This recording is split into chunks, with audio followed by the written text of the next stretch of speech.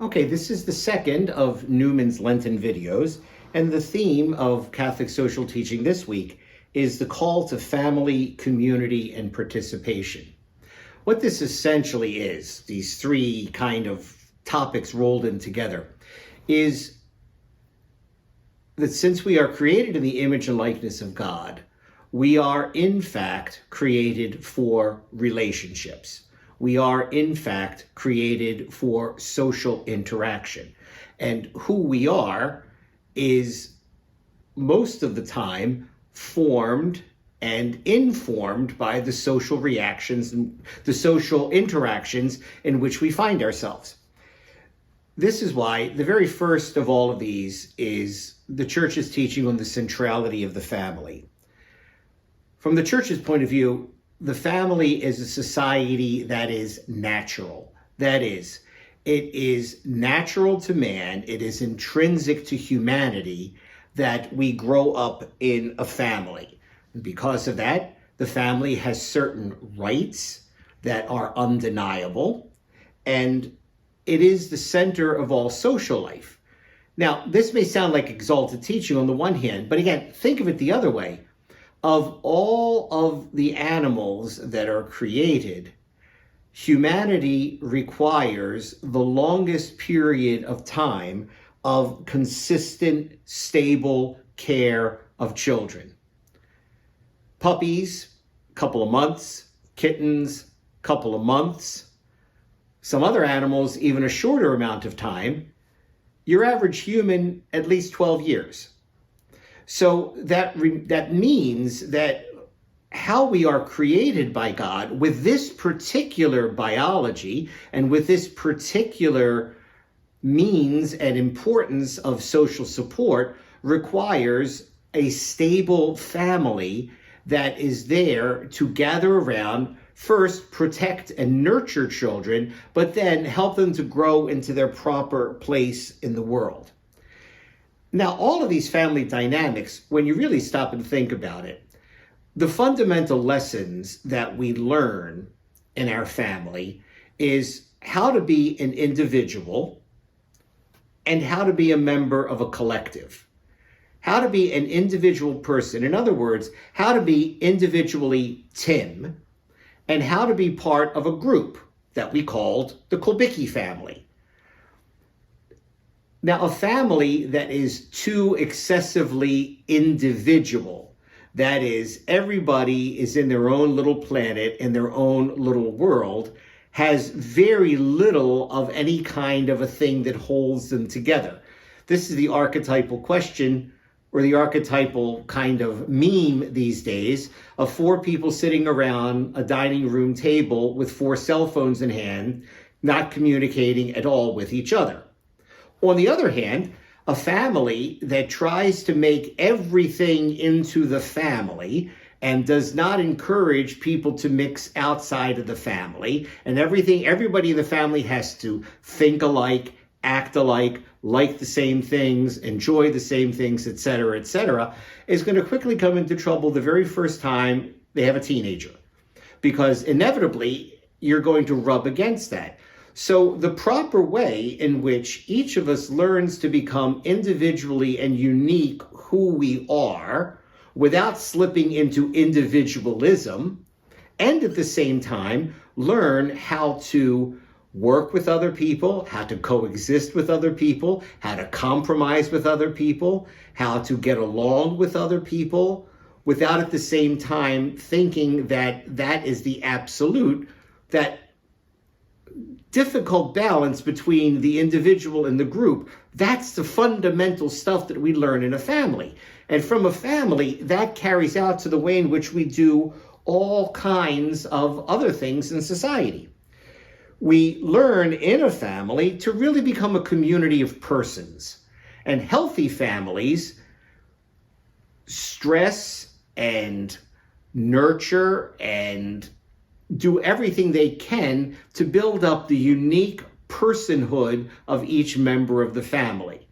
And if, of course, there is anything like abuse or violence or attempts to control, personhood suffers automatically in the process. There's a very important principle in Catholic social teaching, is that the family has priority over the state. That is, the state cannot mandate things in the internal life of a family. The family, by being the natural society with preeminent rights, always trumps the state in the way in which the state assumes or attempts to assume some kind of control over it. And again, we've seen this, unfortunately, all through the 20th century with authoritarian regimes that claim to be representative of family values, but are in fact collectivist control from the top down. Now, that state issue then flips us into the other kind of big group that we're a part of, which is the political order. Each individual human being, because each individual human being has the capacity to know and the responsibility to seek truth, has the capacity to live in freedom and to desire the conditions to live in it, has the capacity to understand what is just and to work towards that justice, and has the capacity both to love and to be loved. Since each person has that, all of these values should mark the way in which we interact in the social, wider political order. Now, being a part in the political sphere, and by the political sphere, I'll take it in the much broader Aristotelian sense of simply acting in concert with groups outside of your immediate family or your immediate clan.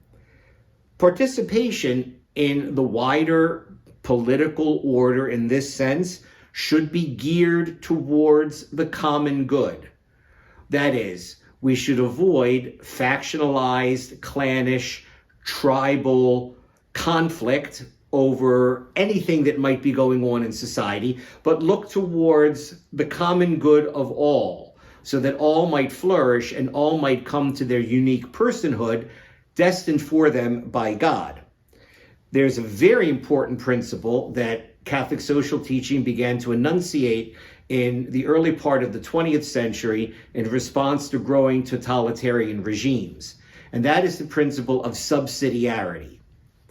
In a complex system of mutually interacting groups, if a group at a lower level is capable of performing some task, that task should be done at the lowest possible level.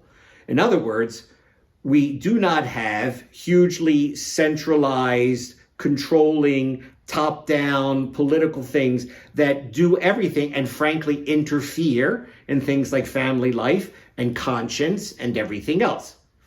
So what can be done at a lowest level should be done at a lowest level. So the moral education of children, if that can be done in a family, that should be done in a family.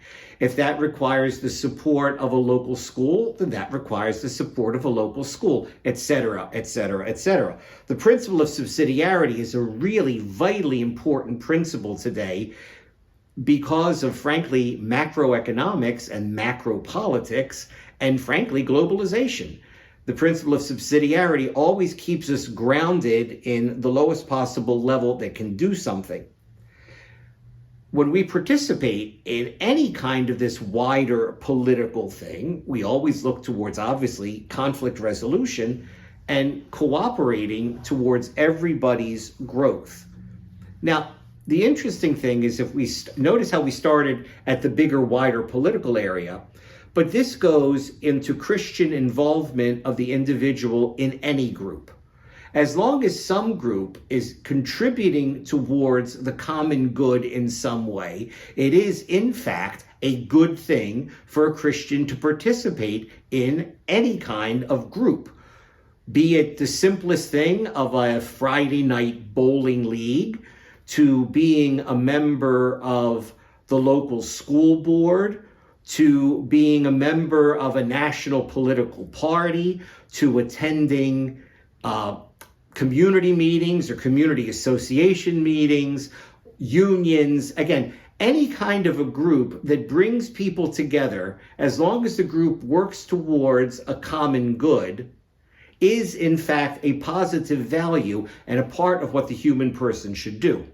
So again, to summarize all of this, we have family and community, family being the natural unit, community being some like interest or some like thing, and the positive Christian contribution is to participate in both of these to the best of your ability towards the common good. Thanks for listening. I am here with Amy Randall, our pastoral associate for catechesis, and Amy is going to talk to us about the importance of family, community, and participation. Welcome, Amy. Thanks, Mary Catherine. I'm really happy to be here and be a part of this conversation. As you mentioned, I am the pastoral associate for catechesis at Newman, and so my whole job is really about families. And it starts from baptism and goes all the way through young adult formation. And I feel like I could be considered an expert on this particular principle of Catholic social teaching. Just a quick plug, for those of you who read the bulletin each week, you'll see a section in there called Catechesis Corner, which is really an invitation I write for all of the families to give timely and brief lessons about our faith for them to go home and talk about with their children. So this is because the role of the domestic church is extremely important in our faith. For those of you who are unfamiliar with the term domestic church, it's really another word for home. And families, I really can't overstate the importance of the domestic church because it prepares us to be living disciples of Christ and of the universal church. Parents, as your child's first catechists, you are living examples of Christ's love for all of us. Yeah. And Amy, as part of your role, you work with families in preparing kids for baptism, or young adults, or whomever is entering the church. But you were also mentioning that parents' first role is catechizing their children in the home. Can you talk a little bit more about that connection? Happy to, absolutely. So when an infant or a young child is baptized, the priest begins by asking the parents if they clearly understand what they're undertaking. Put another way, the parents are asked if they're ready to assume responsibility for their child's Christian upbringing. This is something that parents are able to kind of ponder and reflect on during baptismal prep sessions. And during those times, they are asked to think about the reasons that they're baptizing their child. So usually the first answer that a parent might say is that they want to wipe away sin. They want to wipe away original sin. But beyond that, beyond wiping away that sin, baptism claims the child for God and connects the child to the church community. And Friar Tim has a really good way of explaining this. So you're looking at a graphic of our relationship with God. And like I said before, this is courtesy of Friar Tim. It's often easier to think about the direct relationship between God and ourselves, like a direct line of communication. The more challenging way is thinking about our relationship with God through our relationships with others, making real connections to our church family and the greater human family is crucial. When we have real, deep relationships to those around us, we are growing in relation with God.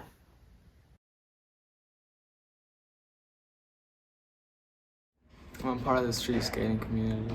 I'm a part of a soccer team.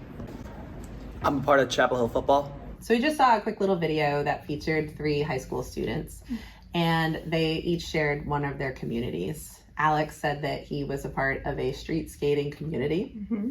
Hannah mentioned that she's part of a soccer team, and Silas is a member of a football team.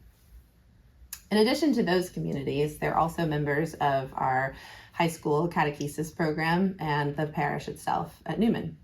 The other kids and the kids that were in the video are in other communities as well. They're in bands and neighborhoods, they're part of clubs, some of them are scouts, some of them are in theater groups, and obviously a whole lot of other organizations. And this particular group of young people, they're exceptional because when they were in middle school and all of the COVID precautions were everywhere and really intense, They figured out how to get out of that isolation by learning how to Zoom and learning how to FaceTime and figure out ways to play outside at a distance. Young people like these people in the video beautifully demonstrate that need for community. We're meant to be active parts of society and culture. And it goes back to what we've been talking about this whole time. How we connect and relate to each other directly matches our connection to God. Yeah. Thank you, Amy. Thank you, Mary Catherine.